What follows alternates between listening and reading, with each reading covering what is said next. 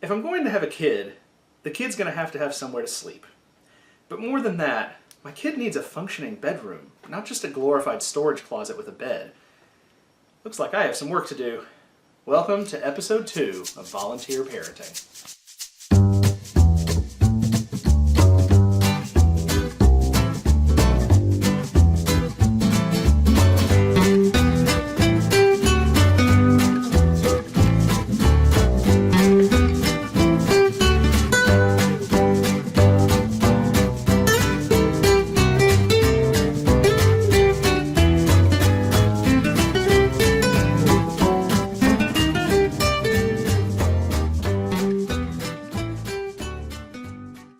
So when I bought a house a year ago, I very much had parenting on my mind, and I knew that was something I would want to look to in the relatively near future.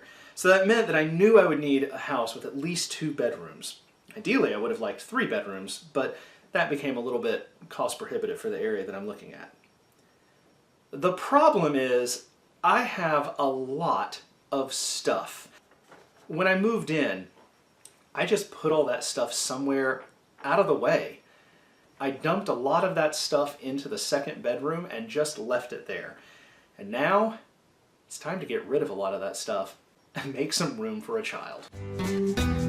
Cleaning out all of this stuff from the closet has been really interesting. So, for example, this filing cabinet I have been holding on to since I think I got it in early college to hold all of the stuff from a game I used to play.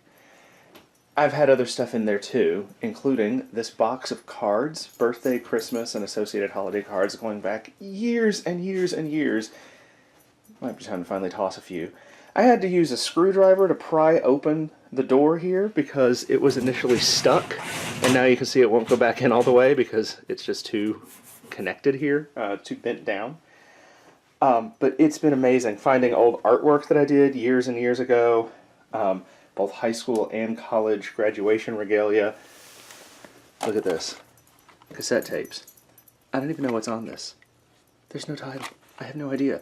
And I'm not even sure I can play it to find out because I don't think I have a tape player anymore. VHS tapes, some of which I'm not entirely sure about. The dog.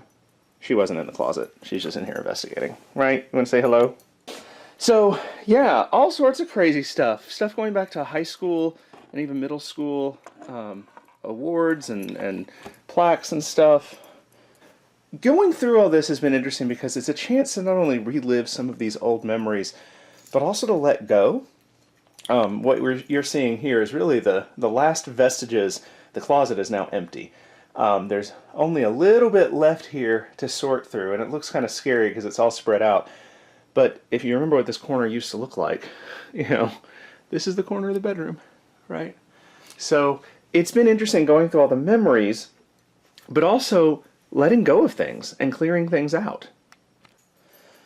So for example, here's about half the stuff, not counting the backpack and the bike pump, but the stuff right in here, here's about half the stuff that I'm getting rid of. I've got just random stuff that was in boxes that's been in storage for years and years, ignored. Some clothes that I'm getting rid of, old wine racks. There's even more stuff out here. An old pillow, a box of stuff, some empty bottles that I need to get rid of. Yeah. Talk about spring cleaning. This gives a whole new meaning to it, doesn't it?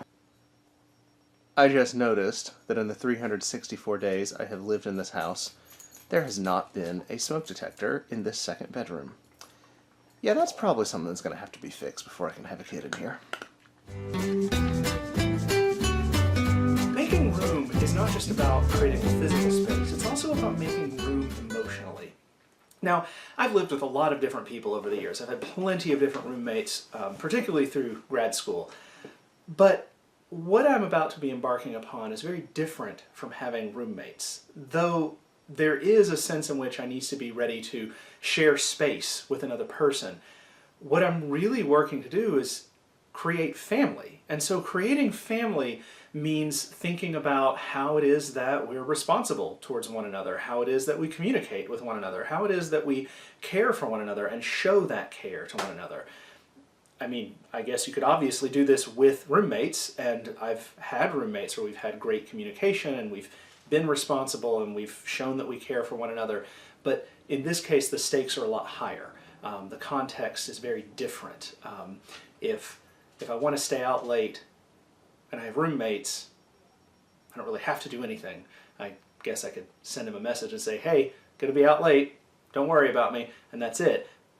But with a kid, that's not gonna fly. That's not how it works. I've been thinking a lot lately about my time working as a camp counselor for a couple of summers up in Vermont while I was in grad school.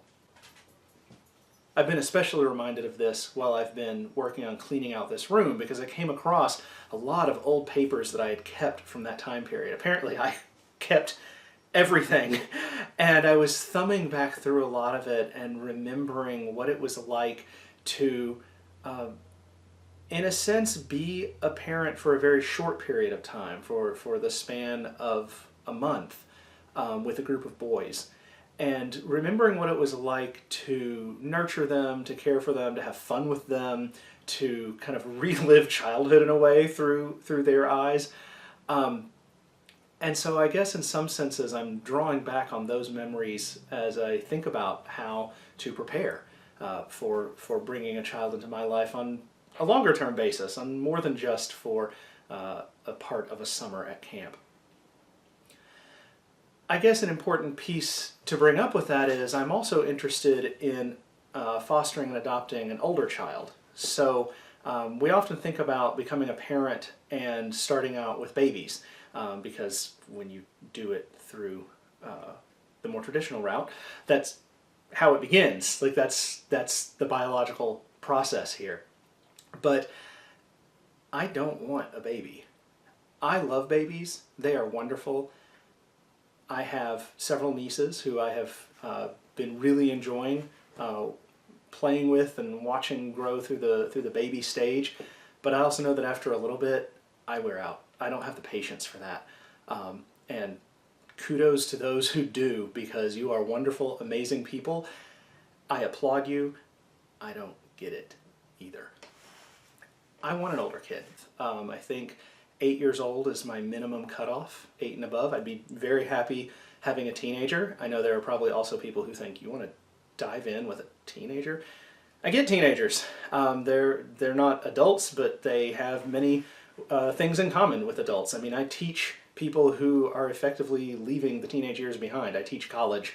And yeah, there are differences there, but there's a lot more similarities there than to babies. So yeah, part of this process is also